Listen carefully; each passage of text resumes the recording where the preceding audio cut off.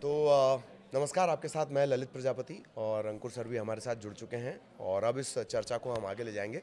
Sir, सबसे पहले तो किस तरह के अपडेट्स हैं भारत पाकिस्तान के बीच जो टेंशन चल रही है, ख़ास तौर पर पहले पाकिस्तान के एंगल से? जी। देखिए, पाकिस्तान में इस समय जो माहौल है वो बिल्कुल ऐसा है कि जैसे वार फ्रंट की तैयारी कर रहा है। हमला या जवाब हमें देना है, यानी कि भारत की तरफ से कुछ उम्मीद है कि भारत कुछ करेगा, लेकिन पाकिस्तान ऐसे तैयार हो रहा है कि जैसे किसी की शादी होने वाली है। क्योंकि जो वीडियो आ रहे हैं सोशल मीडिया पे, वहाँ पे लोग वीडियो बना रहे हैं आम पाकिस्तानी के, कैसे उनके बख्तरबंद गाड़ियाँ, टैंक, तमाम चीज़ें सड़कों पे जा रही हैं। ऐसे नुमाइश लगी है जैसे पाकिस्तान की फ़ौज ना हुई, कुछ और हो गया। तो ये तो माहौल है। दूसरा, पाकिस्तान अब दौड़े दौड़े चीन के पास गया है। चीन के विदेश मंत्री से बातचीत हुई पाकिस्तान के विदेश मंत्री की, जी। और वो अब चाह रहे हैं कि चीन मदद करे।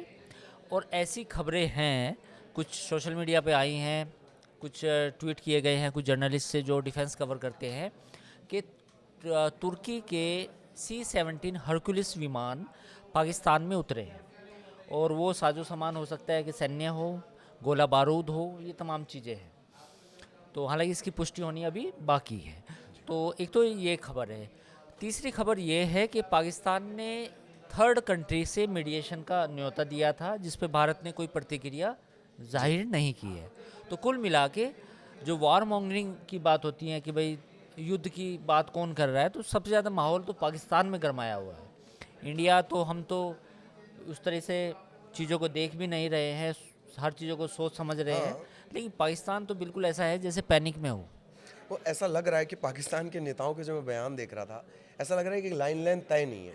हर कोई अपने मर्जी जिसके से मन बयान में दे, जिसके जिसके मन मन में में जो आ रहा है। जिसके मन में जो आ रहा है वो बोल रहा है। एक रेल मंत्री थे, वो कह रहे हैं हम परमाणु बम दाग देंगे 160, जी। मतलब 160, 130। हाँ। कह रहे हैं कि हम 130 तो भारत के लिए तैयार किए हैं जो हम दाग देंगे। मतलब अगर 130 परमाणु बम फटेंगे धरती पे, या चलो भारत के ऊपर पाकिस्तान दागेगा, तो मतलब ये कैसी बातें हैं, मतलब आप अंदाज़ा लगाइए। इसी वजह से मैंने शुरुआत में कहा था कि पूरे दुनिया को जो है लाफिंग मटेरियल इस वक्त पाकिस्तान से मिल रहा है। एक और बड़ा महत्वपूर्ण घटनाक्रम है, अब थोड़ा सा हम भारत की तरफ आएंगे। बैठकों के दौर चल रहे हैं और ये जो बैठकों के सिलसिले हैं, जैसे आज प्रधानमंत्री और रक्षा मंत्री की मुलाकात थी, तो बैठकों के ये जो सिलसिले और एक एक बातें चल रही हैं अंदर खाने कि क्या कुछ बड़ा होने वाला है, क्या कुछ बड़ा होने वाला है। ये मैं चौक चौराहों की, पान ठेलों पर जो बातें हो रही हैं, या आप और हम जाते हैं जब, तो मीडिया वाला होने की वजह से लोग हमसे पूछते हैं कि क्या कुछ बड़ा होने वाला है। ये क्या है? देखिए, भारत क्या करेगा ये हम अपने बार बार वीडियो में बता चुके हैं। वो बता के नहीं करेगा, ना किसी को नहीं पता होगा। हाँ। क्योंकि देखिए, ये एक पिछली बार भी जो स्ट्राइक हुई, सर्जिकल स्ट्राइक थी, वो भी सरप्राइजिंग थी। बालाकोट में जो भी हुआ, हालांकि पाकिस्तान जो है उसको दूसरे तरीके से, एंगल से जोड़ता है, अभिनंदन से जोड़ने की कोशिश करता है। लेकिन आप सोचिए कि 1999 के बाद पहली बार भारत के विमानों ने एयर जो सीमा थी वो एयर पार बॉर्डर, की। हाँ। एयर का जो बॉर्डर था वो पार किया था। और हमने दुनिया को ये वीडियो जारी करके ये नहीं बताया था, लेकिन उसके वीडियोस मौजूद थे। ये सरकार ने कहा था कि पूरा जो भी ऑपरेशन था उसके वीडियो थे। तो इस बार भी जो होगा, या जो भी सरकार अपना मिलिट्री एक्शन करेगी, वो बता के नहीं करेगी पाकिस्तान को। वो ऐसा होगा कि जो पाकिस्तान को नहीं पता चलेगा। एक तो चीज़ ये। अब अब इसमें थोड़ा सा डिटेलिंग ये कर लेते हैं कि क्या ऑप्शन हो सकते हैं। फ़िलहाल जो ज़्यादातर सैन्य एक्सपर्ट बता रहे हैं, उसमें 3 ऑप्शन है। ठीक। पहला ऑप्शन तो ये है कि ग्राउंड अटैक ही किया जाए, लिमिटेड हो, उन चीज़ों को निशाना बना जाए जो बिल्कुल बॉर्डर के पास भी हैं और जहाँ से इन्फिल्ट्रेशन ज़्यादा होती है। Number 2, air. अब एयर का जो लैडर है जो वॉर का, वो बड़ा भी हो सकता है, क्योंकि लेकिन इस बार ये भी है कि अभी हम बालाकोट तक गए थे, तो इस बार शायद थोड़ा सा और आगे चले जाएं। दूसरा ऑप्शन ये है। तीसरा ऑप्शन ये है कि इस बार नेवी का इस्तेमाल किया जाए। और ये जो पाकिस्तान बार बार कहता है कि कराची का ब्लॉकेड मत करो वरना हम परमाणु बम छोड़ देंगे, तो एक बार इसको ब्लॉकेड करके भी दिखाया जाए। तो ये दोनों तीनों चीज़ें हैं जो सरकार, मुझे लगता है कि सोच रही होगी या एक्सपेक्टेड है। लेकिन ये है कि इस बार का जो अटैक है वो थोड़ा सा बेटर हो सकता है। मिलिट्री रेस्पॉन्स जो है सर भारत का, वो थोड़ा सा पुरानी चीज़ों से और सीखते हुए, क्योंकि इस बार और 2019 के मुकाबले कई चीज़ें बेहतर हैं। We are in better position कि जिसमें राफेल भी है, जिसमें और भी defence system, missile defence system भी है। अब देखते हैं कि सरकार करती क्या है, it's a matter of time. जी। एक बात जो आपने याद दिलाई है, और एक मीम्स में अभी देख रहा था, तो पाकिस्तानी मीम्स है, कह रहे हैं कि आपने तो कहा था कि आप हमें सुखा कर मारेंगे, आपने तो हमें गीला करके मार दिया। जो झेलम का घटनाक्रम हुआ, एकदम से पानी का फ्लो हुआ।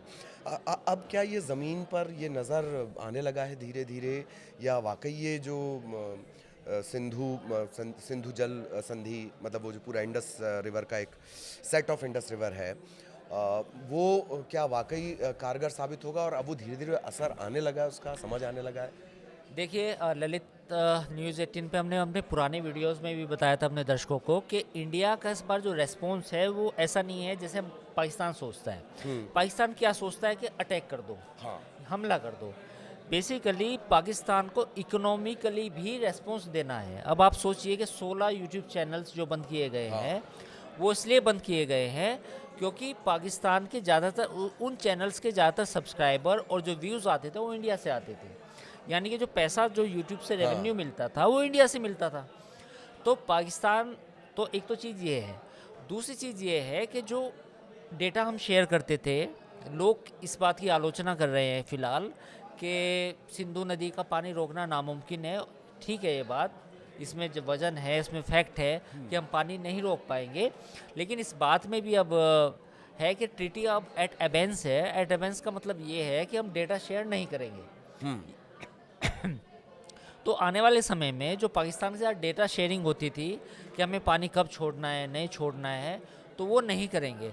तो जो झेलम वाली जो आप बता रहे हैं घटना कि झेलम में पानी ज़्यादा छोड़ा गया, तो अब पाकिस्तान को पता नहीं चलेगा कि कब पानी ज़्यादा छोड़ा गया, कब पानी रोका गया।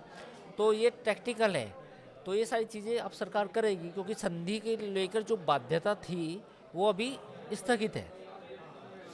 संधि को लेकर बाध्यता जो थी वो स्थगित है। इसके अलावा और क्या कुछ लग रहा है आपको कि एक या दो दिनों में घटनाक्रम किस तरह से बदल सकते हैं? एक बात आपने जिक्र की, क्या इस पे चौंकना चाहिए कि तुर्की का हस्तक्षेप पाकिस्तान की तरफ से थोड़ा ज़्यादा बढ़ा है, या जो आपने शुरुआत में जिक्र किया था तुर्की का? देखिए, अगर हम पाकिस्तान के डिप्लोमेटिक रिलेशन की बात करें तो 1, 2, 3 कंट्री ही हैं जो उसको सपोर्ट करेंगे। हाँ। और ये भारत को मालूम है। सबसे पहला नंबर आता है चीन का, दूसरा नंबर आता है तुर्की का, और तीसरा नंबर किसी अरब मुल्क का हो सकता है, लेकिन उसकी भी उम्मीद कम है।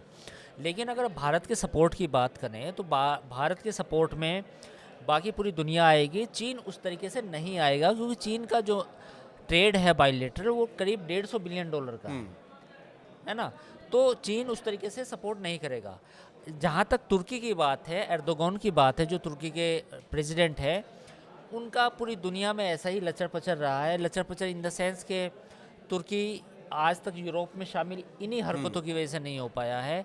एक तरफ वो मुस्लिम उम्मा का हिस्सा भी बनना चाहता है, और वो दूसरी खलीफा खुद को एक हाँ, अंदर, हाँ। पूरा एक खलीफा का जो पूरा जुनून है वो भी कायम है।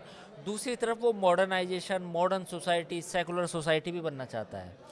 तो तुर्की का जो इंटरफेरेंस है वो सीरिया में भी है।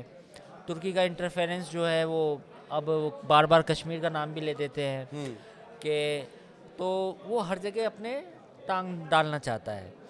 अगर इसराइल के मसले में भी टांग डालना चाहता था, इसराइल हमास जो ये लड़ाई हो रही थी, लेकिन तुर्की कुछ ज़्यादा कर नहीं पाएगा क्योंकि तुर्की के जो इकोनॉमिक हालात हैं वो उतने बेहतर नहीं हैं। 2-4 विमान हरक्यूलिस भेजे हैं, वो भी अमेरिकन विमान ही है जिसमें सामान भेजा होगा, जो मीडिया रिपोर्ट्स कहती हैं। बट तुर्की के हिस्से में ज़्यादा कुछ है नहीं। अब पाकिस्तान को भी मालूम है कि चीन उसकी एक लिमिट तक मदद कर सकता है। मैं आपको एक फैक्ट याद दिलाना चाहता हूँ। जब करगिल का युद्ध हुआ तो पाकिस्तान दौड़ा दौड़ा चीन के पास आया। तो चीन ने कहा कि भैया अपनी लड़ाई अपने आप निपटो, और मेरी सलाह तो ये है कि इसे बंद कर दो। ये करगिल की बात बता रहा हूँ मैं आपको। तो इस बार भी पाकिस्तान यही करेगा, दुनिया के पास जाएगा, या तो हमें पैसे दे दो या हथियार दे दो लड़ने के लिए। तो इस बार भी वही होना है जो पहले 1999 में हुआ था करगिल के टाइम पे। ठीक ठीक ठीक। तो ये तमाम परिस्थितियाँ, एक पूरा रैपअप हमने आपको बता दिया, दोनों देशों के बीच जो स्थितियाँ चल रही हैं, एक बात। दूसरी बात कि क्या कुछ नज़र आने वाला वो भी हमने आपको बताया, और मेरा ख्याल है चर्चा को यही विराम बिल्कुल देना चाहिए। तो मुझे और सर को इजाज़त दीजिए। आपको जो भी अच्छा लगता है, बेहतर लगता है, जो आप चाहते हैं, वो आप हमें कमेंट करके बता सकते हैं। नमस्कार।